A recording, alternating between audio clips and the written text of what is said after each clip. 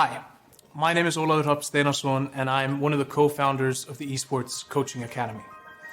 I've spent the past 12 years working in the gaming industry. I started off at CCP Games, which is an Icelandic games developer, and then from there moved on over to Riot Games in Dublin. Now, Riot Games make League of Legends, which is one of the biggest esports in the world, and my first role there was to develop the collegiate esports ecosystem around League of Legends. And through that role, I was extremely privileged to get to travel the world and experience esports events all over. And it didn't matter if it was the World Championship for League of Legends in Seoul, South Korea, a collegiate championship in Los Angeles, or a community esports society event by the University of Manchester. There were always more people than I would have expected, and these people were willing to do so much more than just play a game to engage with the space of esports and their hobby, which was League of Legends. I became increasingly convinced that there was an opportunity to build an even bigger and better esports ecosystem that wasn't just around the competition, but also the path towards competition and improving in general when it comes to gaming. So when I moved back to Iceland, inspired by all these vibrant global communities, I decided that I really wanted to give it a shot at making a truly sustainable, self-contained esports ecosystem within Iceland.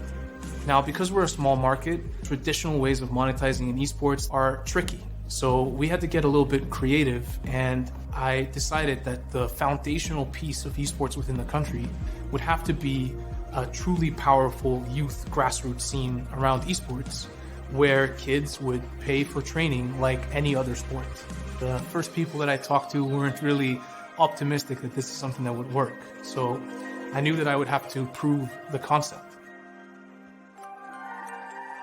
We started offering esports coaching at a local PC cafe. It took us about three and a half weeks of intense marketing and seeking down people to get the first 10 kids signed up for our first course.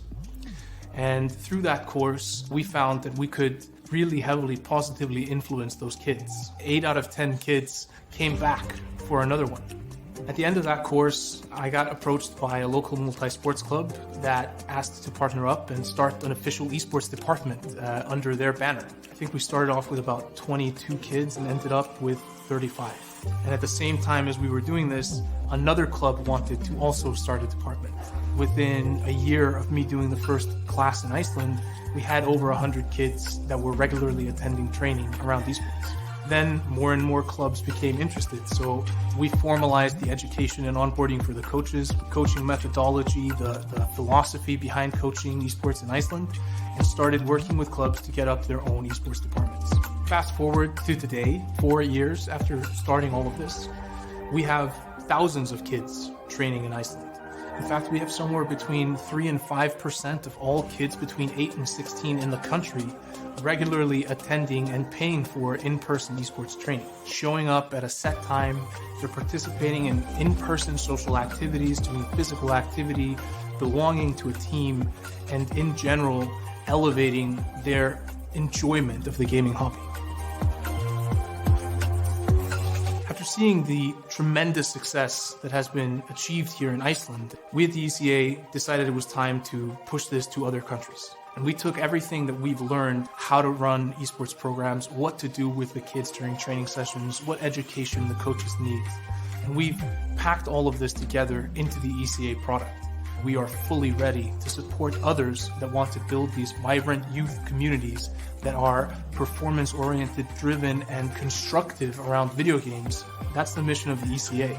And with our product, we believe that we can construct high-quality, highly engaging, positive esports communities around the world that are able to sustain themselves, not just for a short time, but for years to come.